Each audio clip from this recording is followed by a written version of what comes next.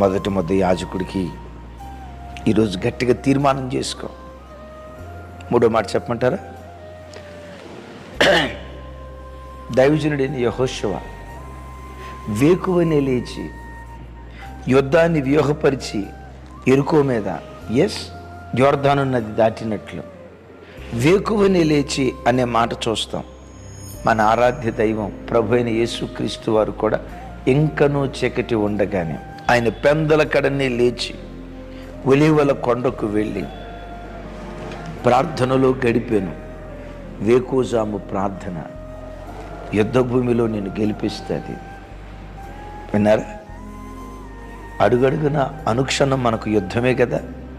ఈ యుద్ధ భూమిలో నువ్వు గెలవాలంటే, సేవలో నువ్వు గెలవాలంటే, వ్యాపారవేత్త వ్యాపారంలో నువ్వు గెలవాలంటే, చదువరి నీ చదువులో నువ్వు గెలవాలంటే, ఉద్యోగాన్వేషణలో ఉన్న తమ్ముడా చెల్లి ఉద్యోగంలో నువ్వు గెలవాలంటే, నువ్వు బ్రతుకుతున్న చోట ఎదురయ్యే ఆటుపోట్లో నువ్వు గెలవాలంటే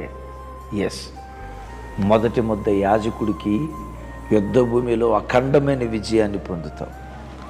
హెడ్సన్ టేలర్ అనే గొప్ప దైవజనులు చైనా ప్రాంతంలో మిషనరీగా వెళ్ళారు.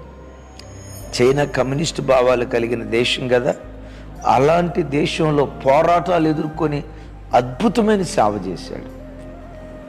ఆ దైవజనుడు ఆ ప్రాంతంలో అంత బలమైన సేవ చేయటానికి కారణం అతని ప్రార్థనా జీవితమే కారణమని ఇప్పటికీ బైబిల్ పండితులు చెప్తారు. ఏంటో అతని ప్రార్థనా జీవితం తెలుసా? హెడ్సన్ టేలర్ మోకాళ్ళ మీద ఉండక మునుపు సూర్యుడు ఇంకా తూర్పు దిక్కున ఉదయించడట.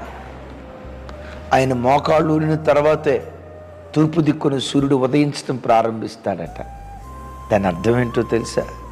సూర్యుడు ఉదయించక మునిపే తప్పకుండా ఈ దైవజనుడు లేచి మోకాళ్ళుని చైనా దేశం కొరకు ప్రార్థన చేస్తాడట.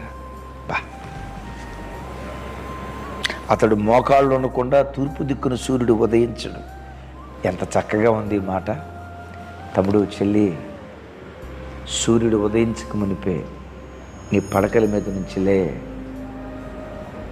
ఆకాశ పక్షులు తమ కంఠధ్వని దేవునికి వినిపించక మునిపే నీ కంఠధ్వని దేవునికి వినిపించు.